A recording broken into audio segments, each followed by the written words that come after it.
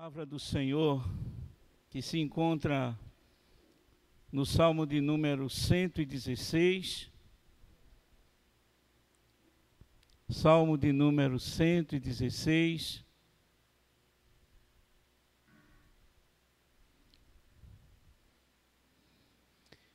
Tem como título Salmo de Ações de Graças.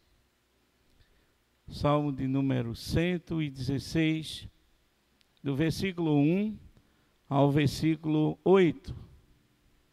Salmos de número 116, do versículo 1 ao versículo 8.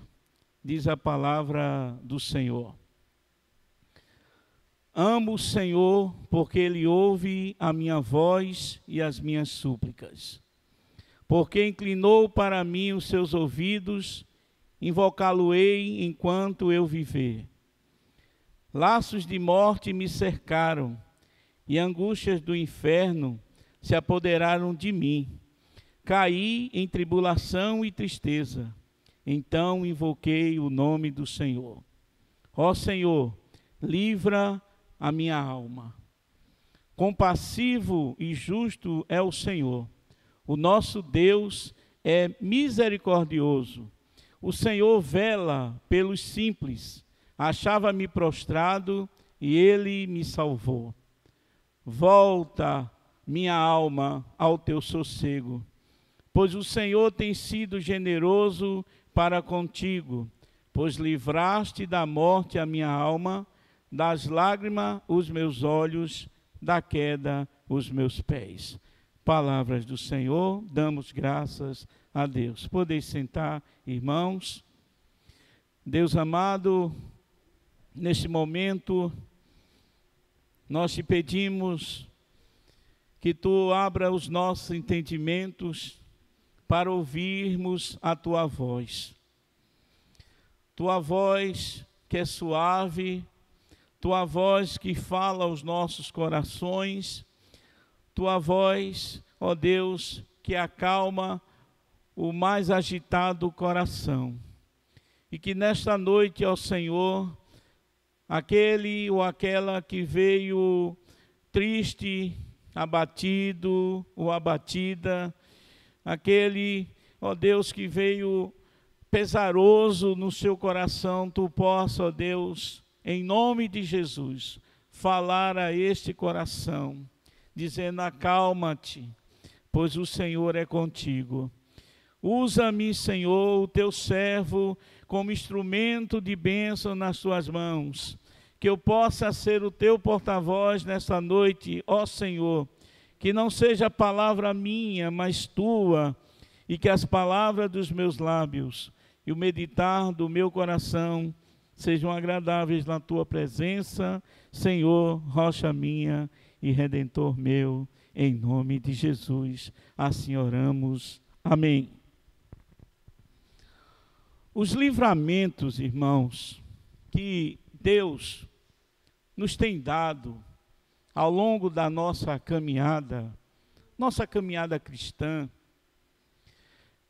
é o motivo que nós, como servos do Senhor, temos para louvá-lo, temos para agradecê-lo, temos para dizer o quanto Ele nos ama. Independente do amor que você receba dos seus pais, independente do amor que você receba do seu melhor amigo, Deus é aquele que está sempre presente. Deus é o socorro presente que nós temos na hora da dor, por exemplo. Na hora quando tudo parece perdido, na hora quando você olha para frente, de lado, para trás e não vê uma saída, a palavra do Senhor diz: aquietai-vos e sabei que eu sou Deus. Vivemos hoje, neste período tão tumultuado, turbulento que nós estamos vivendo, ainda dessa pandemia que nos causou muito sofrimento, muitas lágrimas foram derramadas, muitas vidas foram ceifadas.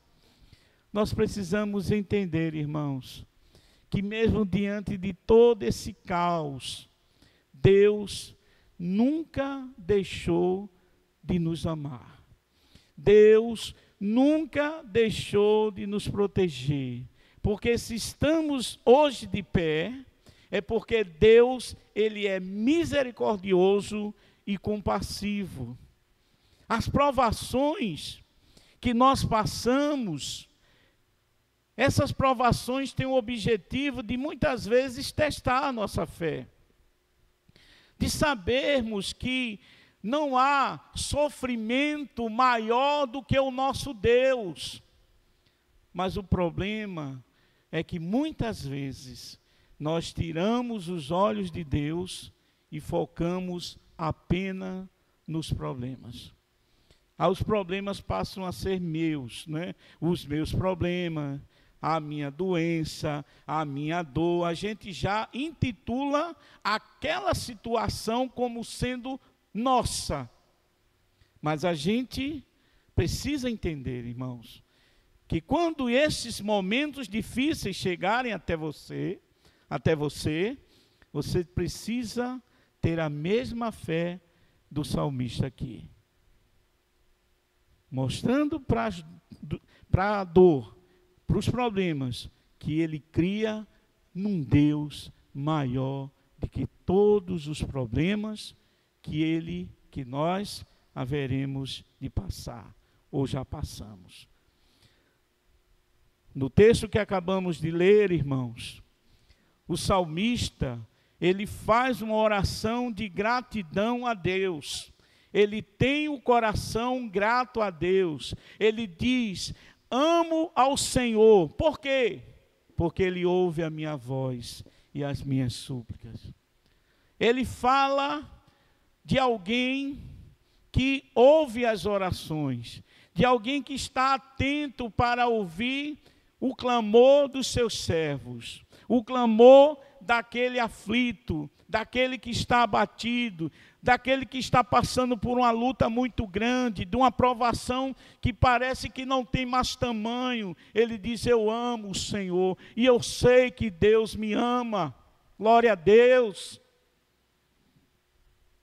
Porque Ele ouve a minha voz e as minhas súplicas. Deus, irmãos, é aquele que se inclina. Sabe o que é se inclinar? É colocar os ouvidos para ouvir o que os seus servos estão pedindo ou estão clamando. Diante disso, eu queria meditar com os amados irmãos no tema o Deus que ouve a oração. Vamos repetir? O Deus que ouve a oração. Parece um tema clichê. Parece um tema sem muita profundidade. Porque muitas vezes a gente até entende que Deus ouve ou escuta as orações. Mas esse entendimento ainda não desceu ao coração. Porque quando desce ao coração, muda tudo. E eu queria aqui, irmãos, destacar a primeira coisa nesse tema, o Deus que ouve a oração, a gratidão do salmista. Ele faz uma declaração de amor, como o marido faz para uma esposa que ama, ou a esposa faz para o marido que ama, ou os pais fazem para os filhos que amam, ou vice-versa. Ele diz: eu amo ao Senhor. Mas por que eu amo? Porque Ele ouve a minha voz e as minhas súplicas. Porque inclinou para mim os meus ouvidos, invocá-lo-ei enquanto eu viver. Ou seja, eu não vou parar de louvar, eu não vou parar de agradecer, eu não vou parar jamais, mesmo com pandemia, mesmo com qualquer coisa que seja que venha tentar tirar o meu foco. Eu continuarei louvando ao Senhor. Amém? É fácil? Não é. Principalmente nos dias de hoje, irmãos, onde muitos estão esfriando na fé. A palavra do Senhor diz que por se multiplicar a iniquidade, o amor de muitos esfriará. Muitos deixaram de congregar nas igrejas. Não foi só na nossa, não é só na igreja do vizinho, mas é na minha, na sua, nas outras igrejas. Parece que as pessoas começaram a focar mais no problema do que em Deus. E aqui o Salmo diz, ó, ele é um Deus que se inclina para ouvir aquilo que eu tenho para falar.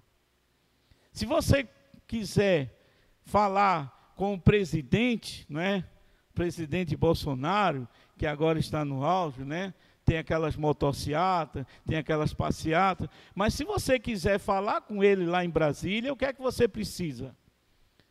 Você precisa marcar uma audiência, não é verdade?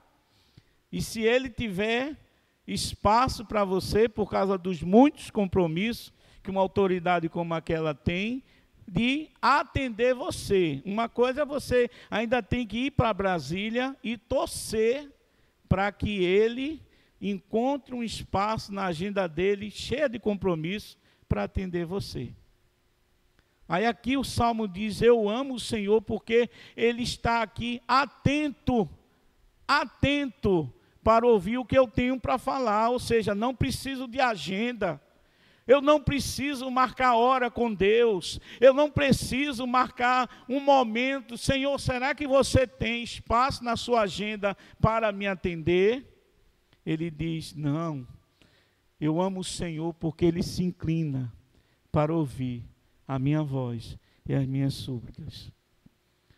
Qual o motivo, irmão, dessa oração de gratidão?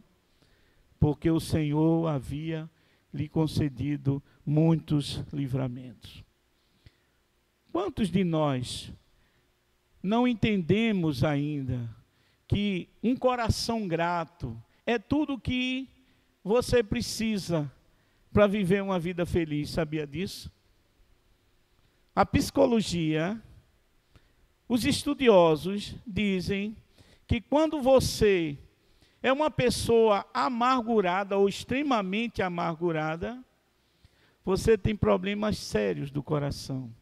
Está aqui as pessoas que alguns conhecem, né? Trabalha na área médica e sabe disso.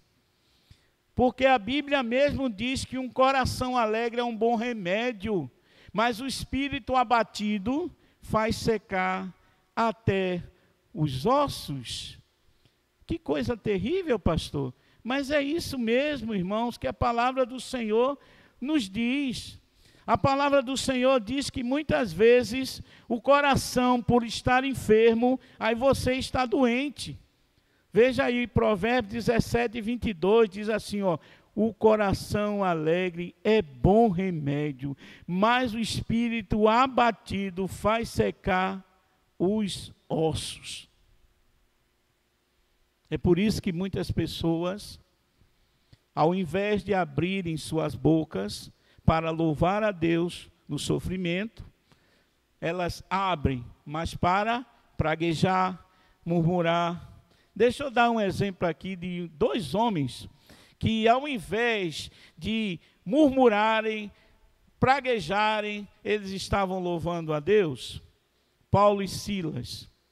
Se você abrir a sua Bíblia, irmãos, lá em Atos 16, versículo 25, diz assim, à meia-noite, Paulo e Silas louvavam ao Senhor, enquanto os demais prisioneiros que estavam com eles, diz aqui, ó, por volta da meia-noite, Paulo e Silas oravam e cantavam louvores a Deus, e os demais companheiros da prisão escutavam.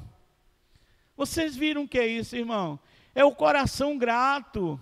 Eles poderiam murmurar, eles poderiam dizer, Senhor, a gente veio aqui pregar a tua palavra, e a gente levou açoites, e a gente foi fustigado, e a gente levou pauladas, e agora estamos presos. Mas não, meia-noite, eles louvavam a Deus, porque eles tinham um coração grato a Deus.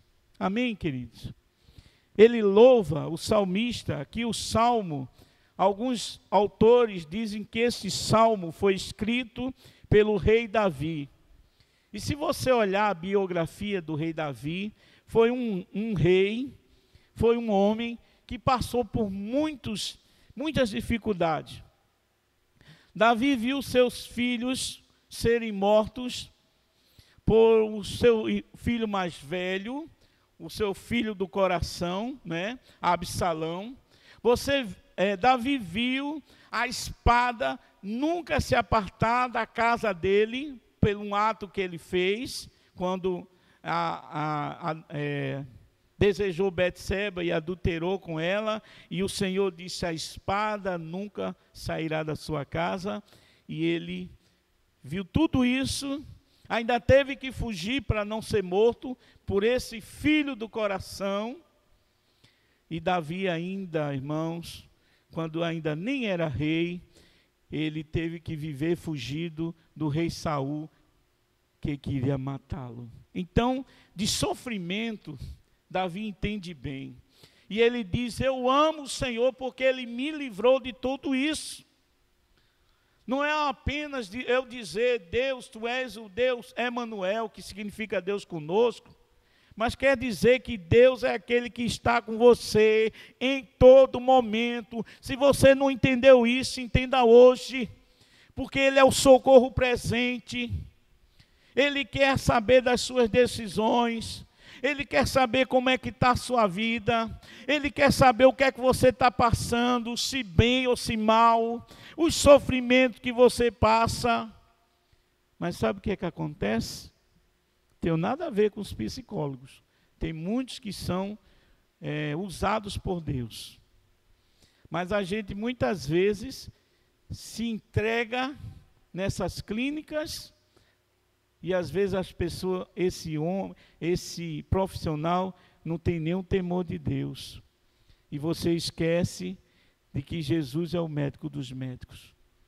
É o melhor psicólogo que a humanidade já conheceu. Mas onde é que a gente vai externar os nossos problemas? As pessoas aí fora externam aonde? Na bebida. Já observou que quanto mais a situação aperta, mais os bares estão cheios? E quanto mais dificuldade as pessoas passam, mais os bares ficam lotados? Aí parece que é o inverso. Nos dias de hoje é bares lotados, igrejas esvaziadas. Por que isso? Porque no coração nosso, de servo, de criatura criada por Deus, não existe ainda um coração totalmente grato ao Senhor. Precisamos ser mais gratos a Deus, irmãos. Precisamos, em nome de Jesus, mudar a nossa atitude de filho. Qual é o pai que quer ter um filho que ele passa a semana toda sem falar com ele? Você queria ter? Vocês aí queriam ter? Um filho que você entra em casa, sai, vai trabalhar, volta, almoça, janta, come, e ele não dá uma palavra com você? Assim somos nós, irmãos. Muitas vezes somos assim. Só procuramos a Deus quando é para pedir. E a Bíblia diz o quê? Tiago 4:3 diz: pedis e não recebeis, porque pedis mal. É aquele filho que está com a síndrome do danoninho. Me dá, me dá, me dá, me dá. Mas não quer agradecer. A Bíblia fala que Jesus curou 10 leprosos. Quantos vieram agradecer? Alguém lembra? 5, não foi? Apenas 1. E o Senhor Jesus ficou admirado, porque ele disse: meu Deus, digamos assim, só veio 1, e esse ainda é samaritano, ou seja, é estrangeiro. Precisamos, irmãos, ter um coração mais grato a Deus. E o que significa então gratidão? Dê uma pesquisada no dicionário. Gratidão, qualidade de quem é grato. Segundo exemplo de gratidão, reconhecimento de uma pessoa por alguém que lhe prestou um benefício ou um auxílio. Esse é a gratidão. Por isso que Davi, ele diz, eu amo ao Senhor, porque se inclinou para mim os seus ouvidos, então ele me prestou um benefício, e este Deus é maravilhoso, eu não quero trocá-lo por nada. Coração grato a Deus, irmão. Davi, ele faz uma declaração de amor, porque Deus ouviu a sua oração e as suas súplicas. Este é o sentimento que deve nutrir os nossos corações. Nunca o sentimento de mágoa. Alguém aqui já ficou magoado com alguém? Você já ficou? A irmã disse ali que ficou. Eu já fiquei chateado, triste, magoado. Eu já fiquei até entristecido. E parece que a gente fica mais entristecido com aquelas pessoas que você mais se doou, não é isso? Com aquelas pessoas que você mais se doou ou confiou, é que você fica mais entristecido. Eu não merecia essa ingratidão, é o que a gente diz. Mas muitas vezes, queridos, nós somos assim com Deus, e Deus mesmo assim nos ama. Tenha misericórdia, Senhor, de mim. Tem misericórdia de nós, Senhor, porque nós temos dado muito pouco diante de tudo aquilo que Ele tem nos dado. E Paulo, escrevendo aos Tessalonicenses, lá em 1 Tessalonicenses 5, 18, ele diz, em tudo dai graças, porque esta é a vontade de Deus em Cristo Jesus para convosco. Amém? Tire a murmuração do seu coração, a mágoa, o rancor, a ira, a discórdia, porque isto não faz bem para o seu coração. Porque um coração alegre é um bom remédio, mas o espírito abatido faz secar os ossos. A segunda coisa que nós destacamos aqui, irmão, no tema que é o Deus que ouve a oração, é o propósito das lutas. Alguém poderia me perguntar, pastor, se Deus nos ama, por que Ele permite que passemos por lutas e provações? Alguém poderia perguntar, e eu também já me perguntei ao Senhor, Senhor, se Tu nos ama de verdade, por que nós passamos por lutas e provações, todas elas permitidas por Ti? E a resposta, irmãos, é que devemos nos lembrar que as lutas e provações que enfrentamos, ou passamos, muitas vezes têm o objetivo, a finalidade de nos deixar mais sensíveis à voz de Deus. Sabia disso? Tem um salmo que diz assim, foi bom eu ter passado por todas essas provações. O Salmo 116 fala isso também. Tem pessoas que parece que Deus precisa colocar na moenda para que ele volte para os caminhos do Senhor. Tem aquele ditado, né? Quem não vem pelo amor, o que é que diz? Vem. Quem não vem pelo amor, vem pela dor. E tem muitas pessoas assim. O filho pródigo é um exemplo disso. O texto diz que enquanto ele teve dinheiro, ele não lembrou do pai. Enquanto ele teve dinheiro, ele teve mulheres, amigos, bons papos, boas conversas, boas companhias. Estava vivendo, comendo do bom e do melhor. Mas o texto diz que daquilo que a gente tira e não coloca, um dia acaba. O dinheiro acabou. As mulheres foram embora. Os amigos também. A situação começou a piorar e ele começou a ver que ele vivia um sonho, que agora estava vivendo um pesadelo. Veio a fome, ele passou por um mau momento e diz que nunca trabalhou, precisou agora trabalhar e foi trabalhar aonde? Numa fazenda para cuidar de porcos.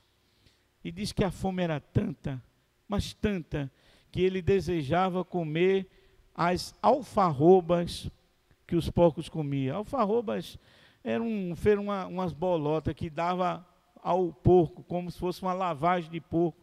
E ele estava com tanta fome, e ali desejava, e nem isso davam para ele. Aí é que caiu a ficha. E ele disse: quantos trabalhadores do meu pai têm pão com fartura, e eu aqui passando fome? Voltarei para o meu pai e lhe direi: Pai, pequei contra os céus, pequei contra ti, não sou digno de ser chamado teu filho, mas me trata pelo menos como um trabalhador. O texto diz que vinha ele ainda longe, quando o pai o viu, correu, ou seja, o pai nunca tinha desistido daquele filho, correu, o abraçou, e ele disse isso, e o pai poderia ter dado uma bronca, e o pai disse: matai o novilho cevado. Troca a roupa desse menino que ele está vivendo como escravo, põe sandália nos pés, põe um anel no dedo que é sinal de aliança. Por quê? Porque esse meu filho estava morto e reviveu, estava perdido e foi achado, e ainda deu o quê? Um banquete. É assim que Deus faz. Quando você estava na sarjeta, quando eu estava na sarjeta, quando ninguém dava nada por mim, por você e por nós, Deus é aquele pai que estava de braços abertos para mim e para você.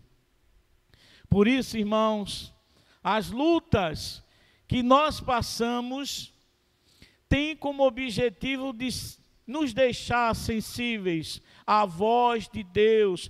Por isso que no versículo 3 e 4, olha o que ele diz no Salmo 116, versículo 3 e 4, mantenha sua Bíblia aberta, ele diz: laços de morte me cercaram, e angústia do inferno se apoderaram de mim, caí em tribulação e em tristeza, então invoquei o nome do Senhor. Ó Senhor, livra a minha alma. Uma provação significa uma prova de fé. Através de uma dificuldade e de uma circunstância adversa, muitas vezes Deus quer falar com você. Sabia disso? Quando Deus tirou o povo de Israel do Egito, o Senhor poderia, irmãos, e eles poderiam ter ido numa linha reta, e aos passos que eles estavam dando, porque levavam criança, ele, por muito tarde que chegasse na terra prometida, seria 30 dias. Mas quantos anos levaram? 40 anos. Sabe por quê? Porque qualquer aperto que tinha, o povo queria voltar para o Egito. Qualquer dificuldade que eles tinham, lutas e provações, eles murmuravam e diziam assim para Moisés, na cara de Moisés, na lata de Moisés: Moisés, era melhor que a gente estivesse lá no Egito. As panelas de carne do Egito, a comida era boa, aqui a gente só come esse maná enfadado, que mofa. Olha aí como o povo estava. E o Senhor disse: Moisés, nenhum desses que está murmurando entrará no meu descanso, mas só aquele que foi fiel. E lá em Êxodo 12, 37, diz assim: partiram de Sucote cerca de 600 mil homens de pé, ou a pé, fora as mulheres e crianças, e desses 600 mil homens, só entraram, sabe quanto? 2, Josué e Calebe. E quem entrou foi a segunda geração, as crianças que foram crescendo ao longo da caminhada. Por quê? Porque eles murmuravam muito e esqueceram que o Senhor levou para o deserto para treinar o caráter e a fé deles. E muitas vezes, irmãos, Deus nos leva ou permite que eu e você passe pelo deserto, porque o deserto ela tem, ou ele tem uma função terapêutica, de nos ensinar, de nos fazer entender que não só de pão vive o homem, mas de toda a palavra que procede da boca de Deus, isso sim viverá o homem. Muitas vezes é por meio de lutas e provações que passamos a ter mais intimidades com Deus. Você quer alguns exemplos de pessoas que foram provadas? A Bíblia está repleta. De Gênesis ao Apocalipse nós vamos ver servos e servas de Deus que foram provados. E provações duras, que talvez eu não conseguisse passar e você não conseguisse, mas a Bíblia assim permite que tais provações aconteçam para servir de exemplo para nós. Deixa eu dar um exemplo. Abraão, a Bíblia diz que quando Deus chamou Abraão, ele tinha 75 anos. Quando saiu de Ur dos Caldeus, Gênesis 12, sai da tua terra, da tua parentela, da casa dos teus pais, e vai a uma terra que eu te mostrarei. Só peço uma coisa, Abraão, seja você uma bênção. E Abraão foi uma bênção. E quando ele está lá, o Senhor disse a Abraão, vou te dar um filho. E Abraão espera 25 anos, ou seja, com 100 anos, ele tem esse filho. E o texto diz que passado alguns dias, ou seja, anos, em Gênesis 22 o Senhor disse, depois dessas coisas, apareceu Abraão, o Senhor a Abraão, e lhe disse, Abraão, e Abraão disse, eis-me aqui. E o Senhor disse, sabe o quê? O teu filho, o teu único filho, dá o teu filho, o teu único filho, a quem tu amas, a mim, e vai a uma terra que eu te mostrarei, e lá, num daqueles montes, oferece ele em holocausto. E o texto diz que Abraão se levantou de madrugada, irmão. Talvez, se fosse no meu caso, meio-dia, ainda era muito cedo. E Abraão estava apressado em oferecer o filho. Sabe por quê? Porque ele acreditava no Deus que ele servia. E muitas vezes é isso, irmão, que falta em mim. Eu sou pastor, você é servo, todos nós somos servos, mas nós muitas vezes não entendemos ainda o tamanho do poder do Deus que nós servimos. Esse é a grande diferença. O texto diz que quando ele estava para sacrificar o filho, bradou o anjo, disse a Abraão, sei que tu temes a mim, porque não negaste o teu filho, o teu único filho a mim. E quando Abraão olhou, tinha um cordeiro que foi sacrificado em lugar de Isaque. Porque Abraão fez isso? Quando você for lá em Hebreus 11, quando falar desse exemplo de Abraão, você vai ver o autor dizendo que Abraão, ele cria que o Deus que ele servia era capaz de pedir o filho e depois ressuscitá-lo dos mortos, por causa da intimidade que Abraão tinha com Deus. Intimidade, irmãos, faz com que as provações sejam fichinha diante daquilo que nós, com os olhos da fé, contemplamos, que é a fé que remove montanhas. A última coisa que eu queria destacar, irmãos, aqui, nesses exemplos de fé, é Jó.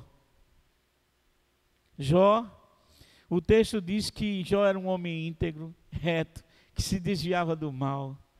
E diz que num dia, quando os filhos de Deus se reuniram, veio Satanás entre eles, está lá em Jó 1,6, você vê isso, Jó 2,1 também vê isso, e diz que naquela reunião, naquele colegiado de santos, Satanás veio entre eles, e o Senhor disse para Satanás, que significa adversário, de onde vens? Rodear a terra e passear por ela.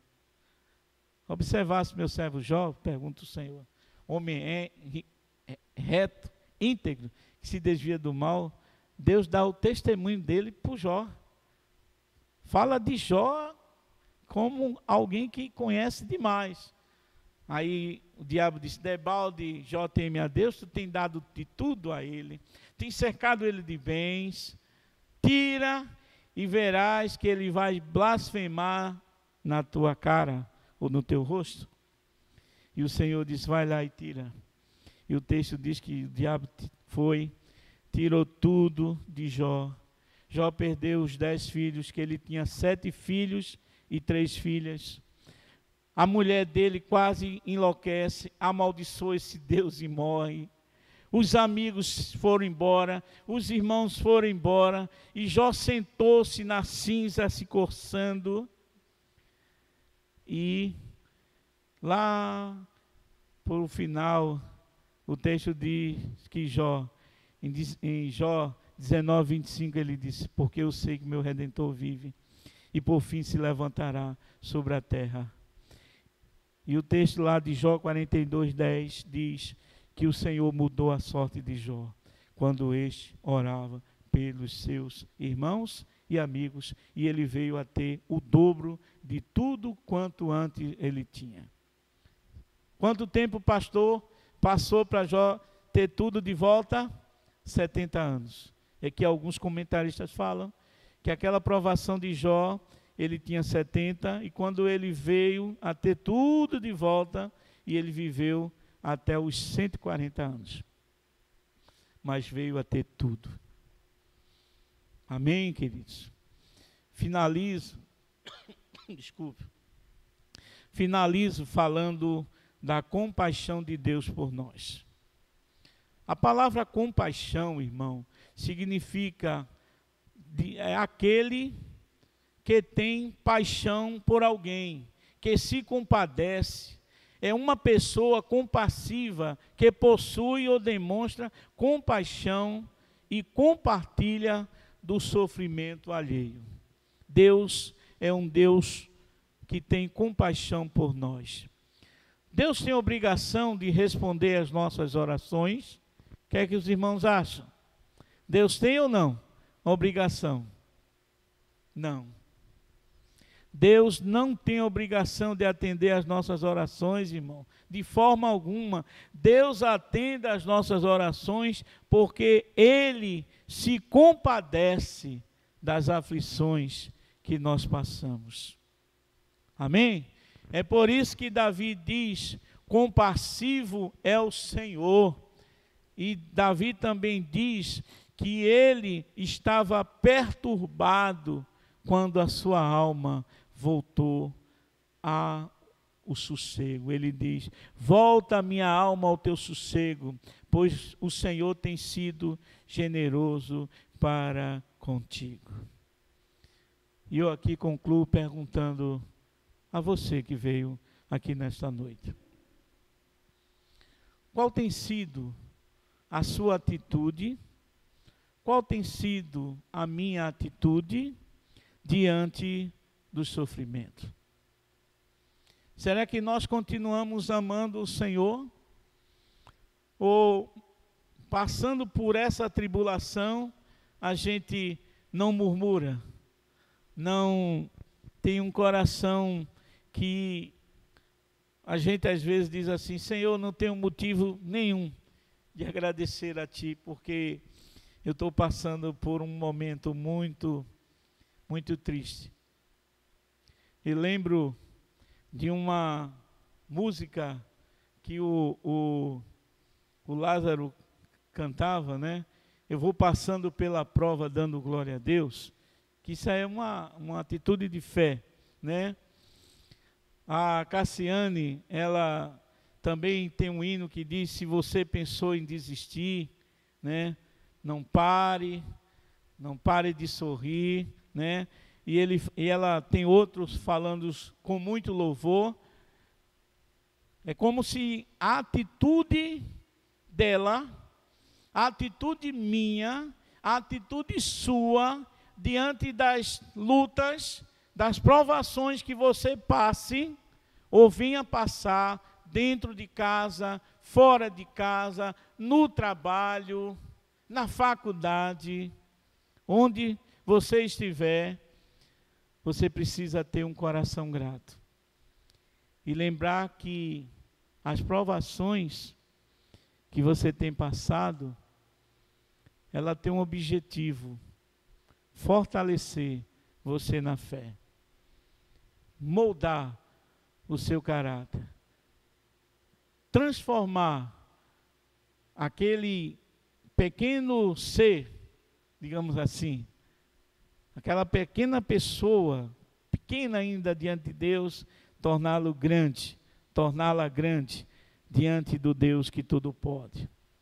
Quando Davi passou pelas aflições, ele clamou a Deus. E Deus, que é um Deus misericordioso, atendeu a sua oração e livrou ele de todas as tribulações. Amém? Que Deus nos abençoe, irmãos. Que a nossa atitude seja como aquela atitude do salmista que diz: laços de morte me cercaram, angústias do inferno se apoderaram de mim, caí em tribulação e em tristeza, então invoquei o nome do Senhor e Ele se inclinou para mim quando eu clamei por socorro. Que o Senhor nos abençoe, que cada dia, irmãos, nós possamos ter um coração mais confiante no Deus que tudo pode, no Deus que está dizendo para mim todos os dias, está dizendo para você todos os dias: não temas, não te espantes, não te assombres, porque eu sou o teu Deus. Que Deus nos abençoe.